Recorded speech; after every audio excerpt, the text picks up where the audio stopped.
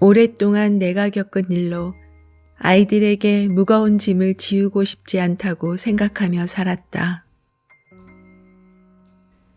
아이들은 내가 하는 강연을 몰래 듣고서야 난생 처음으로 내가 겪은 일에 대해 알게 되었다. 장남인 마이클은 성인이 된 뒤에야 아버지가 유대교 대회장에서 홀로코스트 경험담에 대해 강연할 거라는 소식을 들었다. 그동안은 내게서 그 일에 대해 한마디도 들은 적이 없었다. 마이클은 나보다 먼저 강연장에 도착해 자신이 와 있다는 걸 눈치채지 못하게 두꺼운 커튼 뒤에 숨어 있었다. 강연이 끝나자 마이클은 눈물을 흘리며 커튼 뒤에서 나와 나를 꼭 안아주었다. 그 이후로 아이들이 강연장에 와서 청중석에 앉아 내 이야기를 듣긴 했지만 아이들과 얼굴을 마주하면 나는 한마디도 할 수 없었다. 아이들에게 이야기를 하려고 할 때마다 아버지의 얼굴이 겹쳐 보였기 때문이다. 그러면 너무 고통스러워서 말문이 막히고 말았다. 우리가 겪은 이야기를 너무 오랫동안 하지 않은 것이 잘못일지 모른다는 생각이 들 때도 있다. 어쩌면 정말 우리가 겪은 이야기를 충분히 하지 않았는지도 모른다. 이제 홀로코스트가 일어났다는 사실을 믿지 않는 사람들, 홀로코스트를 부인하는 사람들마저 생겨나고 있다. 상상할 수 있는가? 그렇다면 그들은 유대인 600만 명이 어디로 사라졌다고 생각하는가? 내 몸에 지금도 새겨 있는 이 문신은 도대체 어디서 온 것인가?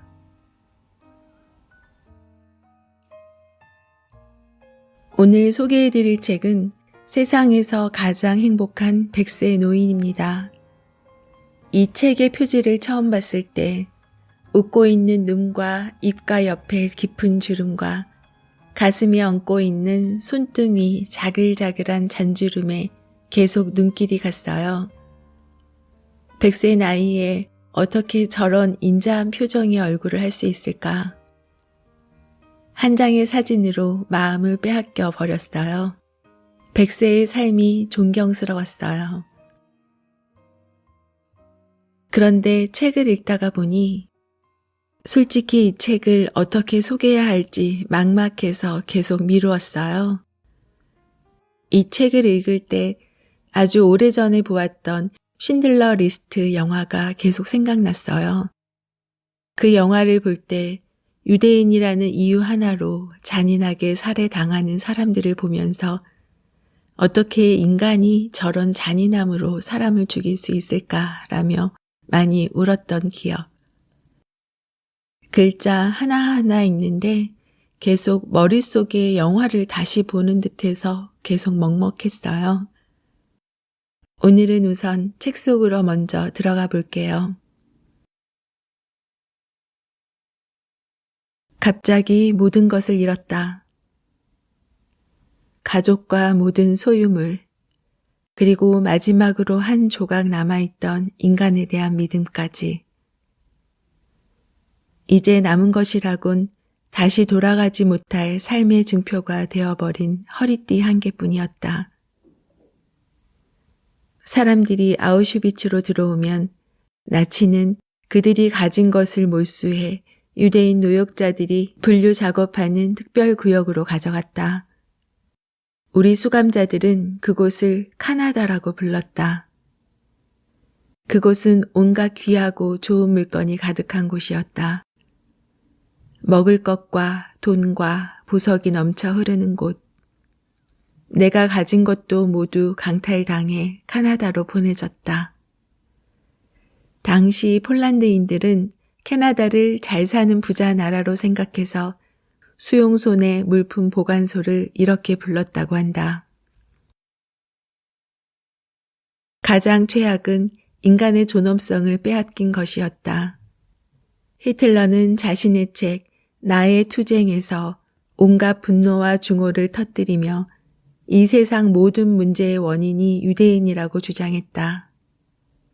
그뿐만 아니라 유대인을 돼지처럼 먹이고 누더기를 입히는 등 세상에서 가장 비참한 존재로 만들어 굴욕감을 느끼게 해야 한다는 공상을 펼쳤다. 그런데 이제 그 터무니없는 공상이 현실이 된 것이다. 172338 172,338번이 내 번호였다. 이제 이 번호는 나라는 사람을 규정하는 유일한 정체성이 되었다.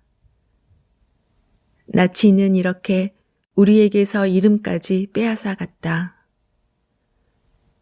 우리는 이제 더 이상 인간이 아니라 거대한 살인 기계에서 서서히 돌아가는 부속품에 불과했다. 그자들이 내 팔에 이 번호를 새긴 순간 나는 서서히 집행되는 사형 선고를 받은 것이나 다름없었다.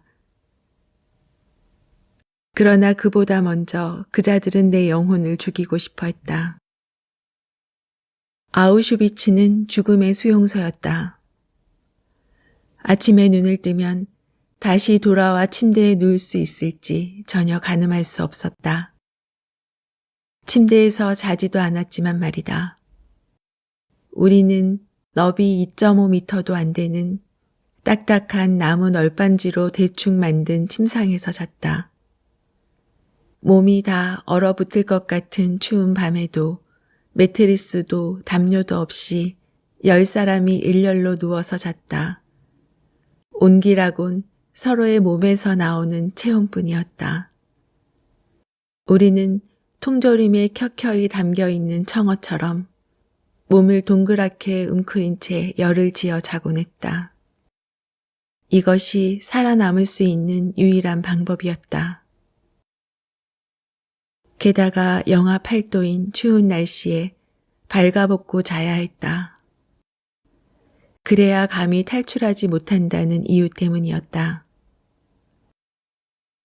밤에 일을 보러 가는 사람은 돌아와서 열의 맨 앞과 맨 뒤에 누운 사람을 흔들어 깨워 이들이 인간 더미 안으로 들어갈 수 있게 해줘야 했다. 그렇게 하지 않으면 바깥쪽에 누워 자던 사람이 얼어 죽는 경우가 많았다. 매일 밤 맨 바깥쪽에서 너무 오래 자다 목숨을 잃은 사람이 10명에서 20명 정도 되었다. 매일 밤 우리는 단지 살기 위해 옆 사람의 품 안에서 잠들어야 했으며 잠에서 깨어나면 누군가 초점 없는 눈으로 우리를 응시하며 딱딱하게 굳은 채 얼어 죽는 것을 발견하곤 했다. 아우슈비츠에서는 그만큼이나 귀한 것이 누더기였다. 아니, 어쩌면 더 귀했을지도 모른다. 금으로는 할 수 있는 게 별로 없지만 누더기로는 상처를 감싸고 죄수복 안에 넣어 온기를 유지하고 간단히 몸을 닦을 수 있었으므로 나는 누더기로 양말을 만들어 딱딱한 나무 신발을 조금 더 편하게 신곤 했다. 또한 사흘마다 신발을 돌려 신어 살을 누르는 딱딱한 부분이 발의 같은 부분에 눌러대지 못하게 했다. 이런 사소한 조치들이 살아남는 데 도움이 되었다. 생존이 전부인 아우슈비츠에서 내가 살아남은 건 좋은 친구들이 있었기 때문이다. 무리를 해가며 나를 도와준 좋은 친구들의 친절과 우정이 없었다면 나는 아마 한 달도 버티지 못했을 것이다. 매일 새벽 5시면 인근 수녀원에서 기도 시간을 알리는 종소리가 울려 퍼졌고 그러면 나는 쿠르트와 샤워실에서 만나 작은 비누를 나눠 쓰곤 했다. 우리 머리를 짧게 깎아줘서 아예 시달리지 않게 도와주는 이발사에게 한 달에 한 번 작은 빵을 한 조각씩 주기도 했다. 이렇듯 서로의 생존에 도움이 된다면 우리는 할 수 있는 모든 것을 다했다. 약 넉 달 동안 매일 아침 커피를 마신 적도 있었다. 그다지 맛있는 커피는 아니었고 화학적으로 만든 커피 유사 음료 같은 것이었는데 처음에 우리는 그 음료를 미친 듯이 마셔댔다. 그러던 어느 날 컵 안에서 이상한 냄새가 나는 것 같아 주방으로 가서 이 일을 맡은 유대인 동료에게 물었다. 커피 안에 뭘 넣은 거야? 브롬화물. 동료가 대답했다.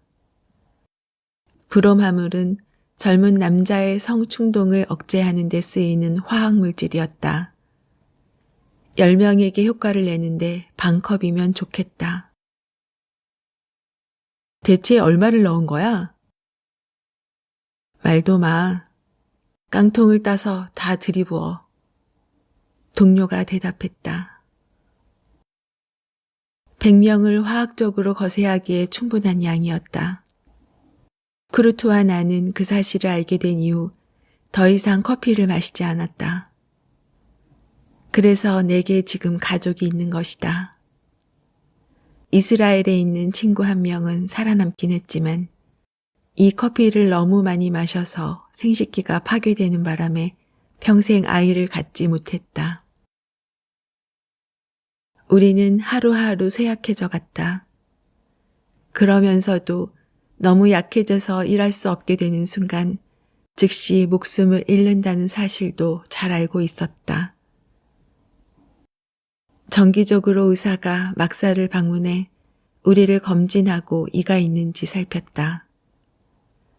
의사는 우리 중 한 사람의 위옷을 벗겨 이가 있는지 검사했다.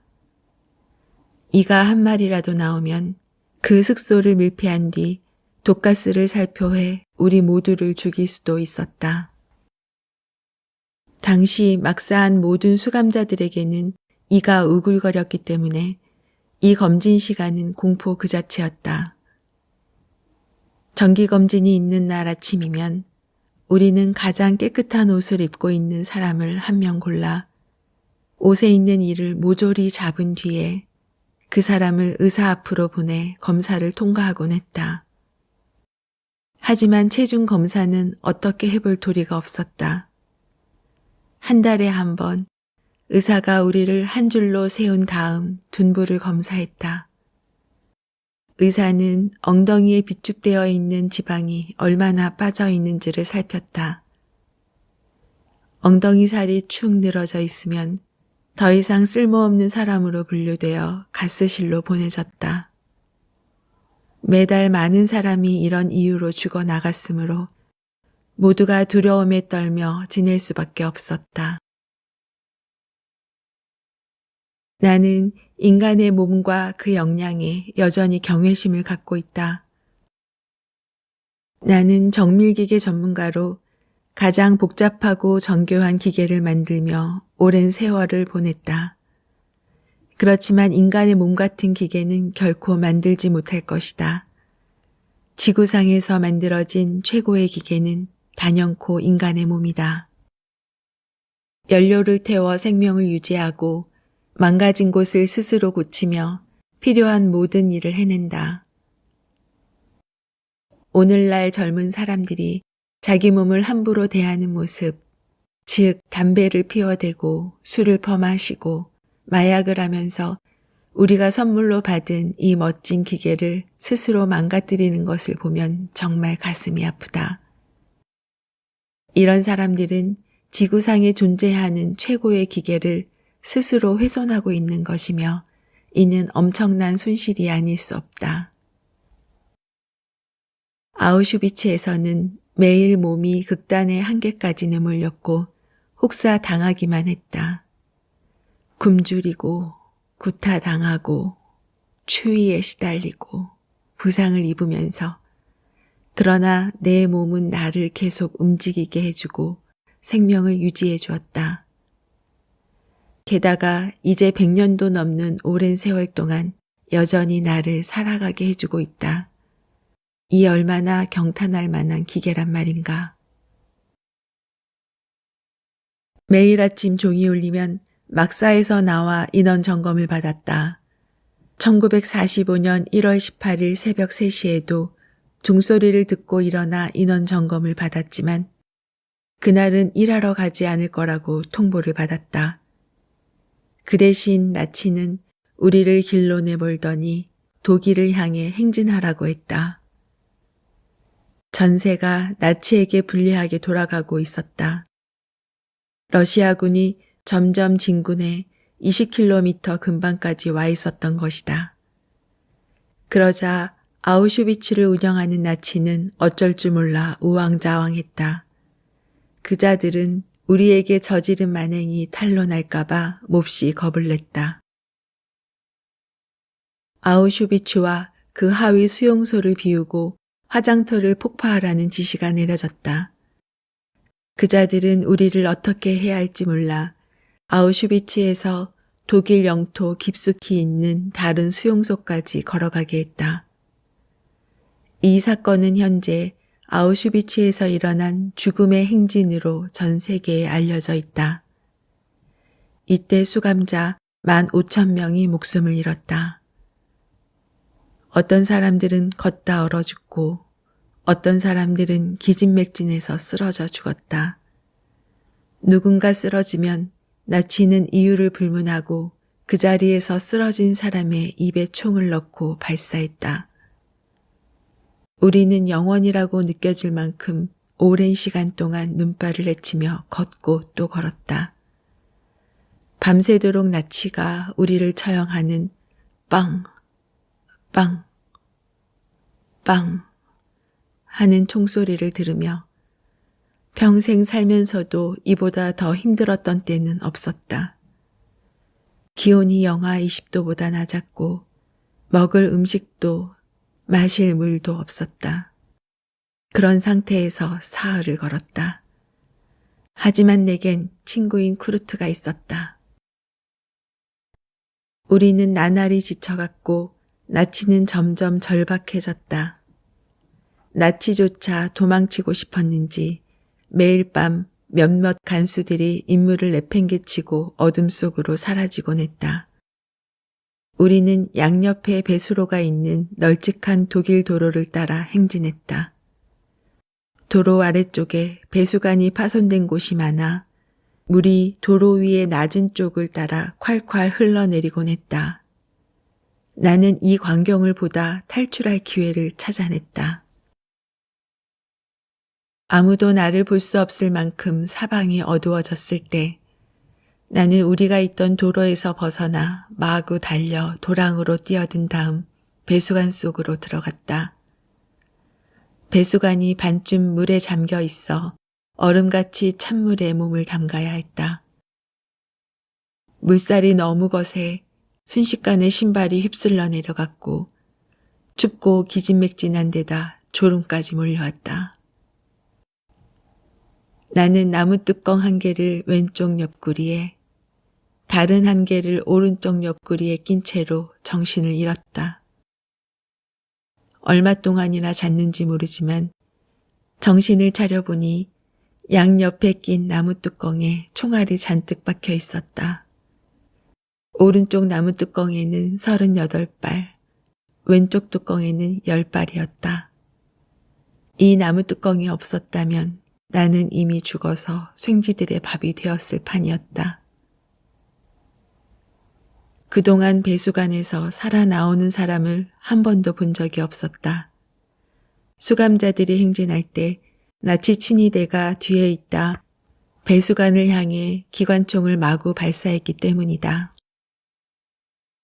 배수관에서 기어나왔을 때는 주변에 나치도 같은 수감자도 그 누구도 눈에 보이지 않았다. 마침내 자유를 얻은 것이다. 하지만 몰골이 말이 아니었다. 나는 돌멩이를 하나 집어들어 팔에 새겨진 숫자에 대고 마구 문질렀다. 피투성이가 되어 나치가 새긴 숫자가 보이지 않을 때까지. 그러고 나서 한참을 걷자 작은 시골집이 보였다. 겁내지 말아요. 나도 독일인이에요. 유대인이기도 하고요. 도움 좀 청해도 될까요? 아버지나 오빠 신발 한 켤레만 얻을 수 있을까요? 그거면 돼요. 내가 사정했다. 소녀가 아버지를 부르자 50대 정도 되어 보이는 사내가 문가에 나타났다. 사내는 아직 피투성이인 내 팔과 제수처럼 깎은 머리를 보더니 눈물을 흘리기 시작했다. 사내가 손을 내밀며 청했다. 안으로 들어오세요. 이튿날엔 아무에게도 들키지 않을 만한 다른 동굴을 찾았다. 이제 더 이상은 어쩔 수 없었다. 몸이 심하게 아파 한 걸음 옮기기조차 힘들었다.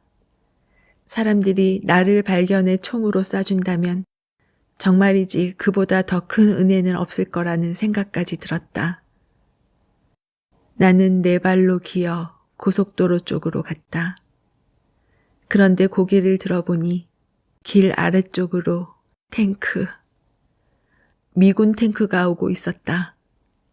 나는 이 아름다운 미군 병사들을 영원히 잊지 못할 것이다.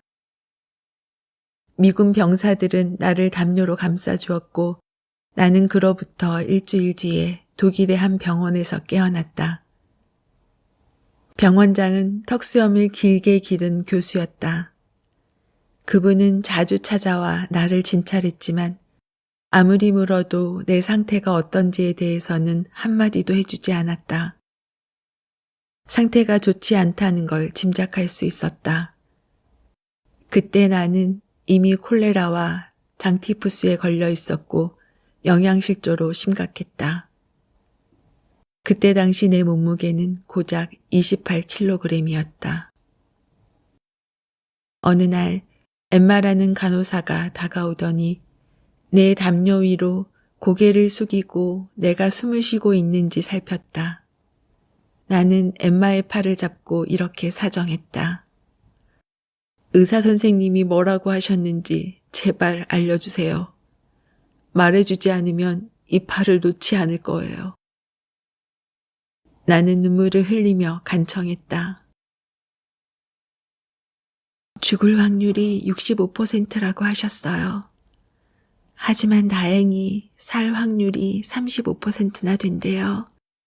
엠마가 내 귀에 대고 속삭였다.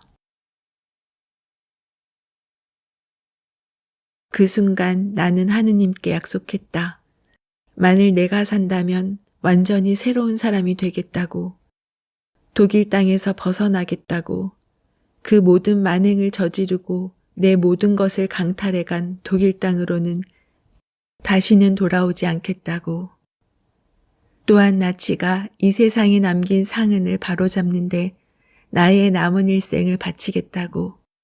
그리고 하루하루 최대한 충만하게 살겠다고. 우리가 힘을 낸다면, 희망의 끈을 놓지 않는다면 우리의 몸이 기적을 행할 수도 있다는 걸 나는 잘 안다. 내일은 온다. 하지만 마음이 죽는다면 내일이 와도 우리는 이미 죽은 것이나 다름없다. 그렇지만 목숨이 붙어있는 한 희망은 있다. 희망의 기회를 한번 줘보는 게 어떨까? 돈 한 푼 들이지 않으니 말이다. 친구여, 나는 이렇게 해서 살아났다. 75년 전, 전쟁이 끝난 뒤에 나치 대원 한 명이 벨기에 감옥에 전범으로 수감되어 있다는 소식을 듣고 수소문해서 찾아갔던 적이 있었다. 왜죠? 왜 그런 짓을 한 겁니까? 그자에게 물었습니다. 그자는 대답하지 못했습니다. 온몸을 부들부들 떨더니 울기 시작했습니다. 사람보다 못한 존재, 마치 무엇인가의 그림자처럼 보였습니다. 안쓰러운 감정까지 들 지경이었습니다.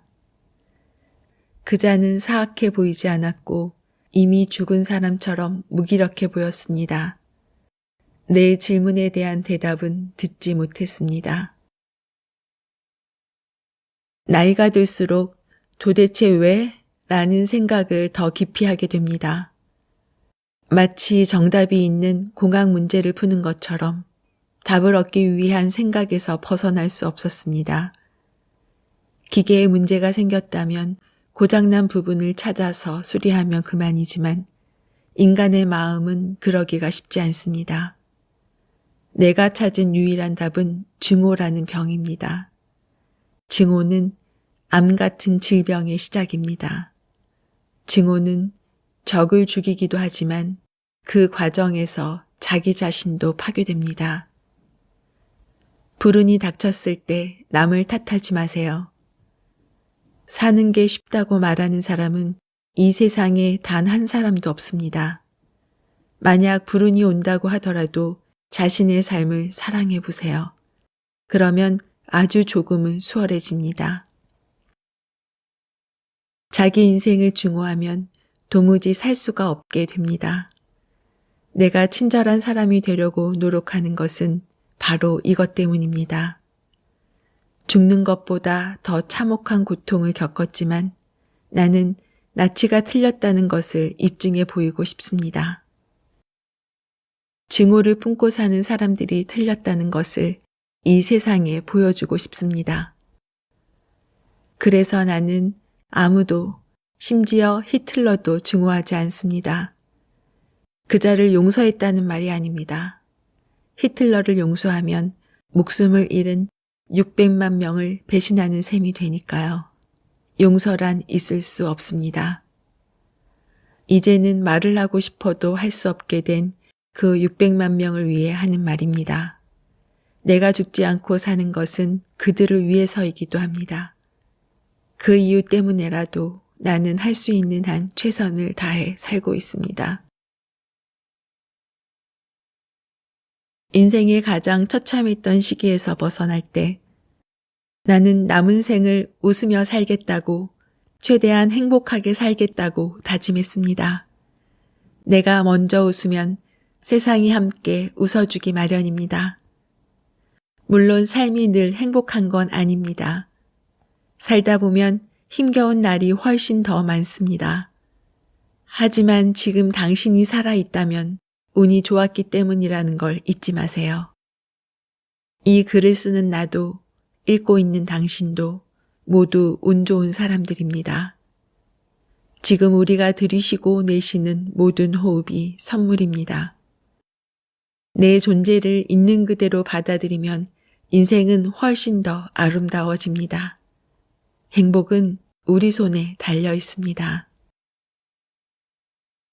75년 전에는 내가 아이를 가질 수 있을 거라고는, 더군다나 손주와 증손주를 보게 될 거라고는 상상조차 하지 못했습니다. 매일매일이 인간 이하의 삶이었으니까요. 그런데 그랬던 내가 지금 이렇게 당신에게 이야기를 하고 있습니다. 마지막으로 부탁이 있습니다. 이 책을 내려놓은 후에 부디 시간을 내서 삶의 모든 순간에 감사하길 바랍니다. 삶을 살아가다 보면 좋은 순간도 있고 나쁜 순간도 있을 것입니다. 환하게 웃을 일도 왈칵 눈물이 쏟아질 일도 있을 겁니다. 만약 운이 좋다면 저희 경우처럼 평생에 걸쳐 함께 할 수 있는 친구가 곁을 지켜줄 겁니다. 매일매일 행복해야 합니다. 그래야 다른 사람을 행복하게 해줄 수 있으니까요. 그 사실을 언제까지나 잊지 않으면 좋겠습니다. 당신이 먼저 나서서 이 세상과 친구가 되어주면 좋겠습니다. 당신의 새 친구 에디를 위해 그렇게 해주면 정말 좋겠습니다. 학교에서 강연할 때마다 나는 오늘 아침 집에서 나올 때 엄마 사랑해요 라고 말한 사람 손들어 봐요 라고 말하곤 한다. 어느 날 저녁 집에 돌아왔더니 아내가 이런 소식을 전했다. 에디리 부인이 전화 왔어요. 전화 좀 걸어달래요. 나는 리 부인에게 전화를 걸었다. 리 부인 전화하셨어요? 네, 제이크 씨. 제 딸에게 어떻게 하신 거예요? 네? 리브인, 전 아무 짓도 안 했는데요. 아니에요, 제이크 씨. 당신은 기적을 만드셨어요. 제 딸이 오늘 집에 와서는 저를 꼭 안아주더니 귀에 대고 엄마 사랑해요 라고 속삭이지 뭐예요. 17살짜리 다 큰 애가 말이에요. 보통은 저랑 맨날 싸우거든요. 나는 젊은 친구들을 만나면 항상 어머니를 안아드리라고 이야기한다. 어머니는 당신을 위해 모든 것을 다 해주는 사람이고 그런 어머니에게 감사하다고 말하라고 사랑하는 마음을 표현하라고 이야기한다. 왜 이 세상 누구보다 당신을 사랑하는 사람과 말다툼을 벌이는가? 차라리 거리로 나가 쓰레기를 아무데나 버리는 행위를 붙잡고 말다툼을 벌여라. 찾아보면 당신의 어머니보다 말싸움하기 더 좋은 상대가 수백만 명은 눈에 보일 것이다. 우리들 한 사람 한 사람은 힘이 약하지만 다 같이 모이면 큰 힘을 낼 수 있습니다. 힘든 일이 있어도 절대로 희망의 끈을 놓지 말아달라는 말도 해주고 싶습니다. 친절하고 예의 바르고 사랑으로 충만한 사람이 되기에 너무 늦은 때란 없는 법입니다. 모든 사람들에게 행운을 빕니다. 당신의 친구 에디 제이쿠. 지금까지 책 소개에서 일부를 낭독해 드렸는데요. 저자 소개글에 에디 제이쿠의 일생이 나옵니다. 1920년 유대계 독일인으로 태어나 유복하고 사랑이 넘치는 가정에서 어린 시절을 보냈다. 그러나 1933년 나치가 정권을 잡은 이후부터 그의 인생은 180도 뒤바꾸기 시작한다. 라이프니츠 김나지움에 진학하지만 유대인이라는 이유만으로 쫓겨난 것이다. 그는 벌터 슐라이프라는 독일인 고아 신분으로 위장해 겨우 기계공학대학에 입학하고 5년 동안 공부한 끝에 의료기기 제작사에서 일하게 된다. 그러던 1938년 11월 9일 부모님을 깜짝 놀라게 해주려고 비밀리에 고향집에 방문했다가 나치 돌격대에 붙잡힌 그는 부엔발프 강제 수용소로 이송되고 이때부터 고난의 인생이 펼쳐진다. 독일, 벨기에, 네덜란드, 프랑스 등 유럽 각지에 있는 여러 수용소로 감금되었다가 탈출하기를 반복하던 그는 천신만고 끝에 가족들과 상봉하고 11개월 동안 숨어 살았지만 이웃의 밀고로 발각되어 악명 높은 아우슈비츠에 강제 이송된다. 이곳 가스실에서 부모를 잃은 그는 그로부터 약 1년 3개월 뒤인 1945년 5월까지 인간 이하의 생지옥을 경험하게 된다. 종전 후 벨기에에서 난민으로 살면서 결혼한 에디 제이쿠는 호주로 이주한 후 다복한 가정을 이루고 사업에도 성공한다. 너무 고통스러워서 자식들에게조차 말하지 못했던 홀로코스트 경험담은 노년이 되면서 털어놓기 시작한 그는 결국 1992년부터 1920년 3월까지 시드니 유대인 박물관에서 홀로코스트 경험담을 강연하는 봉사활동을 하게 된다. 참담한 일을 겪은 사람답지 않게 은은한 미소를 띠며 스스로를 세상에서 가장 행복한 사람이라고 말하는 그의 이야기는 많은 사람들에게 감동을 전해주었다. 100세가 되던 해 내놓은 이 책, 세상에서 가장 행복한 100세 노인은 그의 인생을 지박해 놓은 회고록으로 3분의 1가량이 아우슈비츠 체험담으로 채워져 있다. 많은 사람들에게 감사와 사랑과 희망의 아이콘이 되어준 에디 제이쿠는 2021년 10월 12일 102세의 나이로 시드니에서 세상과 작별했다. 오늘은 저자의 한마디로 마무리합니다. 당신의 인생을 아름답고 행복하게 만드는 것은 당신 손에 달려 있습니다.